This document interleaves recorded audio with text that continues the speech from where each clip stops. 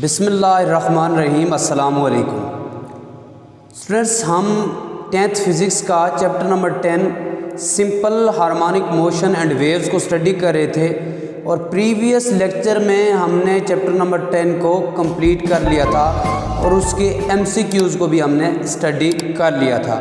और इंशाअल्लाह आज के इस लेक्चर में हम chapter number 10 simple harmonic motion and waves के शॉर्ट क्वेश्चंस को स्टडी करेंगे।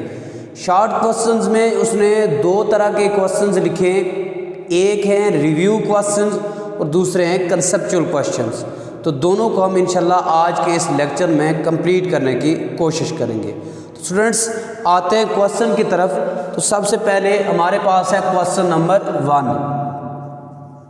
क्वेश्चन नंबर 1 देखते हैं जी। क्वेश्चन नंबर 1 हमारे पास क्या है, वो कहता है what is simple harmonic motion, what are the necessary condition for body to execute simple harmonic motion. तो स्टूडेंट्स उसने पूछा है कि सिंपल हार्मोनिक मोशन क्या है और नेसेसरी कंडीशंस क्या है किसी बॉडी के लिए to execute simple harmonic motion. यानी हमने बताना है सिंपल हार्मोनिक मोशन क्या है और किसी भी बॉडी के लिए सिंपल हार्मोनिक मोशन को एग्जीक्यूट करने के लिए नेसेसरी कंडीशंस क्या होनी चाहिए। तो सबसे पहले हमने बताना है सिंपल हार्मोनिक मोशन क्या है। आंसर तो याद रख लीजिएगा स्टूडेंट्स, सिंपल हार्मोनिक मोशन एक वाइब्रेटरी मोशन है जिसमें बॉडी का जो एक्सेलरेशन होता है वो डायरेक्टली प्रोपोर्शनल होता है डिस्प्लेसमेंट के और it is always directed toward the mean position. यानी हम सिंपल हार्मोनिक मोशन को ऐसे डिफाइन कर सकते हैं, to and fro motion of a body in which acceleration of a body is directly proportional to its displacement and it is always directed toward mean position. यानी ऐसी vibratory motion जिसके अंदर body का जो acceleration होता है वो directly proportional होता है डिस्प्लेसमेंट के और ये हमेशा इसकी जो डायरेक्शन होती है वो होती है टुवर्ड मेन पोजीशन। यानी इसको हम ऐसे लिख सकते हैं A directly proportional to -x। तो to and fro motion of a body in which acceleration of a body is directly proportional to the displacement and it is always directed toward the mean position. ये तो हमारे पास आ गई simple harmonic motion की definition. अब हम देखेंगे नेसेसरी कंडीशंस क्या है यहाँ पे किसी भी बॉडी के लिए अगर वो सिंपल हार्मोनिक मोशन एग्जीक्यूट करना चाह रही है। तो नेसेसरी कंडीशंस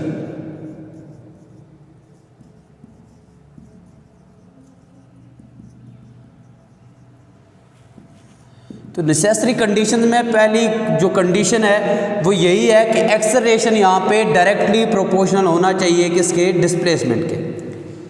नेसेसरी कंडीशन में पहली कंडीशन भी यही है कि acceleration of a body will be directly proportional to its displacement. और जो दूसरी यहाँ पे नेसेसरी कंडीशन है वो ये है the body must have inertia. और जो तीसरी कंडीशन हमारे पास है वो है restoring force must acting on a body. Restoring force किसी भी बॉडी पे मस्ट एक्ट करनी चाहिए। अब आते हैं क्वेश्चन नंबर 2 की तरफ। क्वेश्चन नंबर 2 हमारे पास है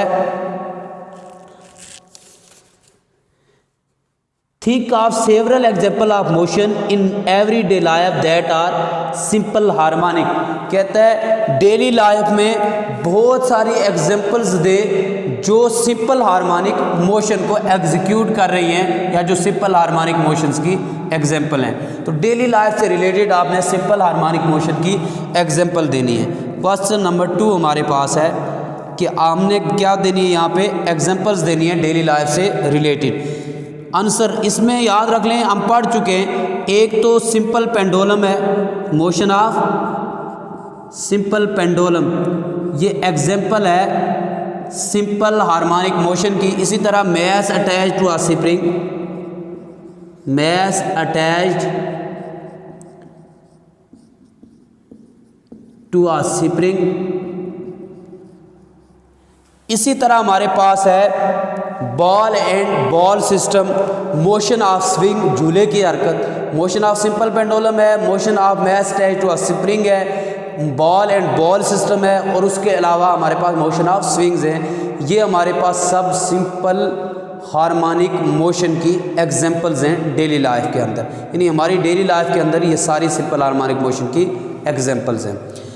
इसके बाद बढ़ते हैं क्वेश्चन नंबर 3 की तरफ। तो क्वेश्चन नंबर 3 हमारे पास है, what are damped oscillation, how damping progressively reduces the amplitude of oscillation. कहता है डैम्प्ड ऑसिलेशन क्या है और ये कैसे रिड्यूस करती है एम्पलीट्यूड ऑफ ऑसिलेशन को। तो याद रख लें, डैम्प्ड ऑसिलेशन हमारे पास क्या होती है, oscillation of a body in the presence of some resistive force is called damped oscillation. Question number 3 हमारे पास है, इसमें हमसे पूछा गया है कि डैम्प्ड ऑसिलेशन क्या है। तो मैंने बताया आपको, oscillation of a body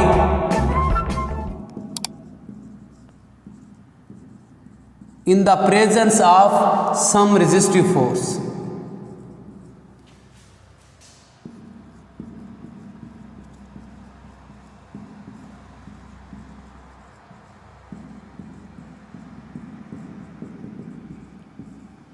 is called damped oscillation. और ये कहता है कि डैम्पिंग कैसे रिड्यूस करती है एम्पलीट्यूड ऑफ बॉडी को। तो ये याद रख लीजिएगा, यहाँ पे बहुत ज़्यादा एनर्जी लॉस होती है ड्यू टू फ्रिक्शन। फ्रिक्शन की वजह से बहुत ज़्यादा एनर्जी लॉस होती है, जिसकी वजह से इसका जो एम्पलीट्यूड होता है वो रिड्यूस हो जाता है। और ये फ्रिक्शन किस किस के दरमियान होती है, वाइब्रेटिंग बॉडी और particles of air. Particles of air और वाइब्रेटिंग बॉडी के दरमियान जो फ्रिक्शन होती है उसकी वजह से लॉट्स ऑफ एनर्जी लॉस हो जाती है, जिसकी वजह से इसका एम्पलीट्यूड क्या होता है, डिक्रीज होना शुरू हो जाता है। अब बढ़ते हैं क्वेश्चन नंबर 4 की तरफ। क्वेश्चन नंबर 4 हमारे पास है, how can you define the term wave, elaborate the difference between mechanical and electromagnetic wave, give example of each. Question number 4 में हमने बताना है वेव क्या होती हैं और फिर हमने मैकेनिकल और इलेक्ट्रोमैग्नेटिक वेव्स के दरमियान डिफरेंस को बताना है, फिर इनकी एग्जांपल्स भी देनी है। तो स्टूडेंट्स याद रख लीजिएगा, वेव क्या होता है, वेव किसी भी मीडियम के अंदर डिस्टर्बेंस को कहते हैं। किसी भी मीडियम के अंदर जो डिस्टर्बेंस होती है उसी को हम क्या कहते हैं, वेव कहते हैं। यानी वेव हमारे पास है डिस्टर्बेंस इन द मीडियम।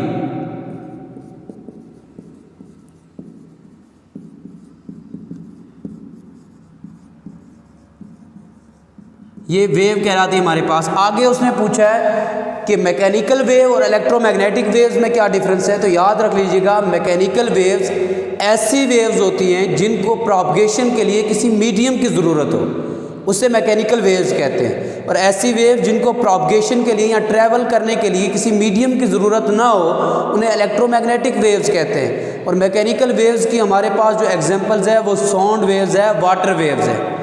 जबकि इलेक्ट्रोमैग्नेटिक वेव्स की एग्जांपल हमारे पास जो है वो है रेडियो वेव्स है, एक्स रेज हैं, लाइट वेव्स हैं, जिनको ट्रैवल करने के लिए मीडियम की ज़रूरत नहीं होती। तो स्टूडेंट्स ये था क्वेश्चन नंबर 4। अब हम चलते हैं क्वेश्चन नंबर 5 की तरफ। क्वेश्चन नंबर 5 हमारे पास है, distinguish between longitudinal and transverse wave with suitable examples. अब हमने डिफरेंशिएट करना है ट्रांसवर्स एंड लॉन्गिट्यूडनल वेव्स को एग्जांपल्स के साथ। क्वेश्चन नंबर 5, इसका आंसर हमारे पास आएगा, याद रख लें, लॉन्गिट्यूडनल वेव्स ऐसी वेव्स होती हैं जो वेव्स की प्रोपगेशन की डायरेक्शन में मूव करती हैं। The waves which travel in the direction of propagation of waves are called longitudinal waves. और ट्रांसवर्स वेव्स ऐसी वेव्स होती हैं जिनमें मीडियम्स के पार्टिकल्स की जो डायरेक्शन होती है वो परपेंडिकुलर होती है प्रोपगेशन ऑफ वेव्स के। यानी हम ट्रांसवर्स वेव को ऐसे डिफाइन कर सकते हैं, transverse waves are the waves in which the particle of medium moves perpendicular to the direction of propagation of waves. Transfer waves की जो एग्जांपल्स हमारे पास हैं वो है लाइट वेव्स और ऑल इलेक्ट्रोमैग्नेटिक वेव्स। यानी लाइट वेव्स और तमाम इलेक्ट्रोमैग्नेटिक वेव्स जो है ट्रांसफर वेव्स की एग्जांपल्स हैं। ये था स्टूडेंट्स हमारे पास क्वेश्चन नंबर 5। अब हम आते हैं क्वेश्चन नंबर 6 की तरफ। क्वेश्चन नंबर 6 हमारे पास है, draw a transfer wave with an amplitude of 2 centimetre and wave length of 4 centimetre. हमने ऐसी ट्रांसफर वेव ड्रा करनी है जिसकी वेव लेंथ 4 सेंटीमीटर हो और एम्पलीट्यूड 2 सेंटीमीटर हो। तो यहाँ पे हम ड्रा कर देते हैं ऐसी ट्रांसफर वेव जिसकी वेव लेंथ हमारे पास हो 4 सेंटीमीटर, जबकि जिसका एम्पलीट्यूड हमारे पास 2 सेंटीमीटर हो। अब ये हमारे पास कोई ट्रांसफर वेव्स है, तो इसकी जो वेव लेंथ, ये वाली वेव लेंथ है, ये हमारे पास लेंथ है 4 सेंटीमीटर, और यहाँ पे ये जो इसका एम्पलीट्यूड है वो है 2 सेंटीमीटर। ये हमारे पास है 2 सेंटीमीटर, ये इसका एम्पलीट्यूड आ गया 2 सेंटीमीटर और वेव लेंथ हमारे पास है 4 सेंटीमीटर। अब आते हैं क्वेश्चन नंबर 7 की तरफ। क्वेश्चन नंबर 7 है हमारे पास, derive a relationship between velocity, frequency and wave length of a wave. हमने वेलोसिटी, फ्रीक्वेंसी और वेव लेंथ के दरमियान रिलेशन फाइंड करना है। क्वेश्चन नंबर 7, तो यहाँ पे हमने क्या करना है, वेलोसिटी, फ्रीक्वेंसी और वेव लेंथ के दरमियान क्या करना है, रिलेशन फाइंड करना है। तो कैसे फाइंड करेंगे, हमें पता है वेलोसिटी इक्वल होती है डिस्टेंस डिवाइडेड बाय टाइम, और इसको हम लिख सकते हैं velocity is equal to distance, यहाँ क्योंकि वेव लेंथ है तो इसको लिखेंगे लैम्डा डिवाइडेड बाय टी, और टाइम हमें पता है किसके इक्वल होता है, reciprocal of frequency is called time period, T को लिख लेते हैं 1 आवर एफ। तो ये एफ यहाँ डिवाइड हो रहा है, ऊपर जाके इसके साथ मल्टीप्लाई हो जाएगा, तो ये हमारे पास आ जाएगा v is equal to F lambda. यही है relation between velocity, frequency and wave length. यह था क्वेश्चन नंबर हमारे पास 7। अब हम आते हैं क्वेश्चन नंबर 8 की तरफ।